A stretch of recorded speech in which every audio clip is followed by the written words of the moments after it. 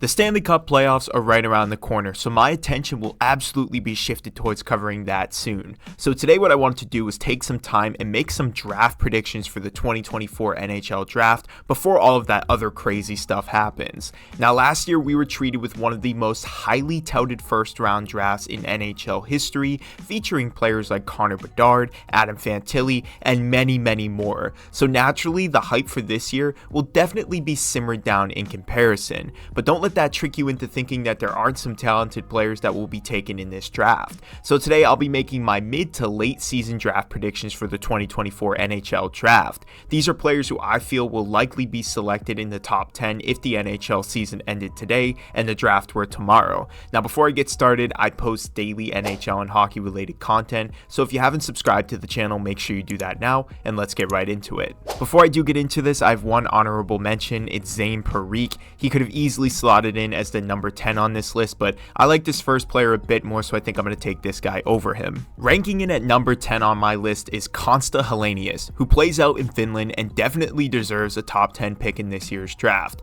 This kid's offense is no joke, and if you want to talk about steezy shots, well, this kid's pinpoint accuracy that stems from his natural offensive talent is one of the best in this year's draft. One thing that's been reported about him is his awareness and hockey IQ. These are his two biggest strengths, and as a center, it's important that you stay mindful of your placement on the ice to reduce giveaways and turnovers on both sides of the puck, and that's something Helenius has done a fantastic job with so far. Helenius has shown great anticipation with the puck, being able to predict where the opposition will move next, and also is able to rifle it to teammates in a flash. He was one of the youngest players at the World Juniors this year and was bumped around a lot, so he definitely needs to get some size on him, which will happen as he continues to grow, but when it comes to the intangibles, skating skill, awareness, and just overall hockey IQ, this kid is definitely worth taking in the top 10. Ranking in at my number 9 spot is one of the more surprising players this year, Zeev Buium. Buium is currently a top 10 scorer in the nation as an 18-year-old defenseman.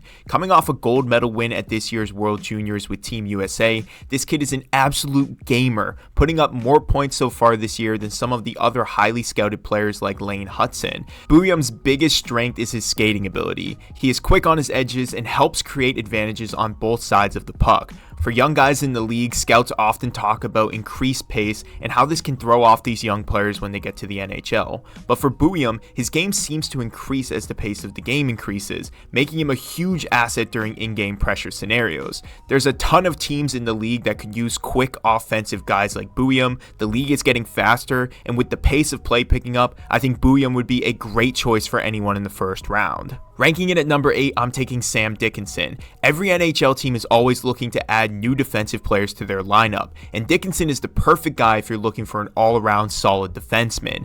Dickinson is known for his strong physical play and attention to detail, but this season he's taken a massive jump offensively, adding more traits to his already solid game. He's a strong 6'3" guy who plays well on both ends and defends at a high level with poise. If you're looking for a guy who has proven to be NHL ready at such a young age, then this is the kid that you want to draft. He skates well, plays hard, and can play in all 4 directions. Dickinson has a perfect 3-zone game, and for a team that's looking to add a solid D-man, I think this is the perfect guy to take in this draft. Ranking in at number 7 on my list is Anton Salayev, a guy whose potential just cannot be ignored. A 6'7" defenseman who can really skate. When guys are this tall, sometimes they look awkward or uncomfortable skating, but not this kid. He can move with the best of them. Not only that, but his hands and feet are uncharacteristically quick. I mean, for a guy this tall, this just never happens in the league. This kid is great at checking, and his awareness on the ice is top notch. He's great in all 3 zones, and some scouts have even started to say that at his best, we could be seeing another Zdeno Chara-like career if everything pans out for the kid.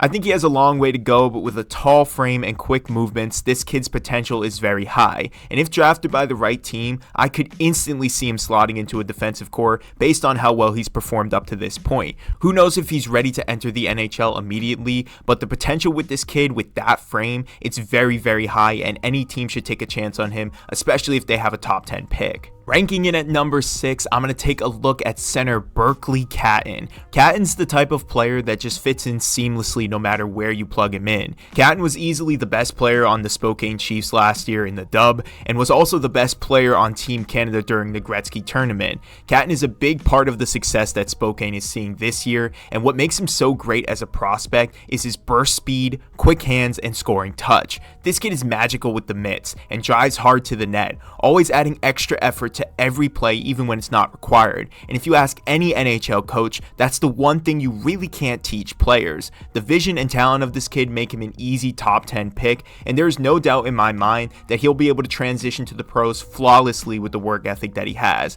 I think some people are underrating him on their draft boards, but I think when it comes to Catton, this kid's electric, and I think he's going to be great in the NHL. This draft is filled with some great defensive prospects, but unanimously, Artyom Leshchinov is considered to be the cream of the crop. Leshchinov has always been a strong defensive-minded guy, but recently he's developed a strong offensive game as well. He's efficient, attacks pucks without overplaying, and when I say this guy can thread the needle when passing, I mean he really can thread the needle. He is well versed in the game and knows how to make key transition passes to help his team enter the offensive zone fluidly, and right now, he's playing big minutes and is projected to be a strong top 4 NHL defenseman. I think like other players, he still needs to develop in a few areas, but potential wise, he's always shown flashes of being a great top pick in this year's NHL draft, and I think a lot of teams would be very lucky to add them to their prospect pool. This next one may be crazy, but with all of the research that I've done to make this video, this player seems to be getting a lot more praise recently, coming out of nowhere for this year's draft. Caden Lindstrom has surged onto the scene, becoming a surprise entry for the top 10 as we enter the mid to end part of the hockey season. Look, when you're 6'5" as a center, usually you get a bit more attention than some of the other guys that we're listing here,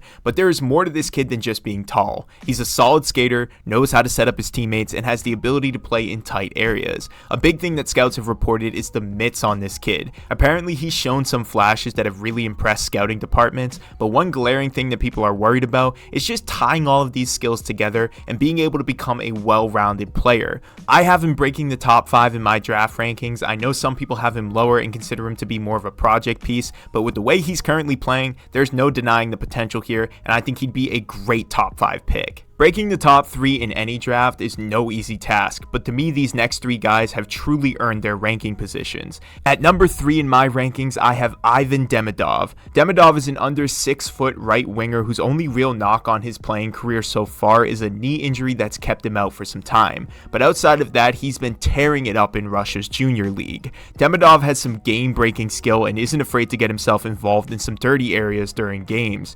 Creativity-wise, this kid is something special, and there's no questioning his hockey IQ. His biggest compliment so far is that he manages to play a strong physical brand of hockey despite being a bit shorter than average. Like we were talking about earlier with some of these other players, it's reported that he has a very strong work ethic and is willing to do anything to get himself involved in plays. Like I said, coaches love this, and I think it's something you really can't teach players. I like this kid's game, and I can see him going top 3 very easily at this year's NHL draft. Ranking it at number 2, I'm taking Cole Yzerman. Cole to me is one of the better natural goal scorers in this draft and just has an all-around beautiful finishing touch. He scored 69 goals as a U17 at the National Team Development Program, and as a U18, he is averaging better than a goal per game. He is currently on a record-setting pace that will break Cole Caulfield's NTDP career goals record, which is definitely no easy task. Cole offensively is a beauty, and his goal scoring is what ranks him so high on this list. He is also well balanced and has great edge work, which allows him to change directions quickly and gain separation from defenders quite easily. Yzerman also has great offensive awareness and sees plays on the ice that most players are unaware of. There's a lot to like about Yzerman's game, and taking him top 10, especially within the top 3, to me is a no-brainer at this year's draft. And ranking it at number 1, this one is easily the unanimous favorite. I'm going to take Macklin Celebrini. What can't this kid do? Terrific hockey sense, vision, playmaking, ability to thread passes and spot soft coverages, and to most scouts, he's basically already playing at a pro level. This kid sees and plays the game at such a high level, and there's a very strong possibility that he may end up on the same roster as Connorbedard, which at this point would just be so fun to watch whether you're a Chicago Blackhawks fan or not. He's playing great hockey at Boston University University this season, and really there's not much else to say about this kid. He's great offensively and can really improve the play of his line mates, while also having the ability to create his own plays by zipping through defenses. Macklin Celebrini is easily my number one ranking. You'll have a hard time finding any person who doesn't have him in the number one spot this year. But these are my top 10 ranked players heading into the 2024 NHL draft if the season ended today. Swap around a few of these guys if you want. Realistically, they could go up or down 1 or 2 spots depending on the needs of the team that is drafting each player. But comment changes you would make to my list below. Like this video, subscribe to the channel. I will see you guys in the next one.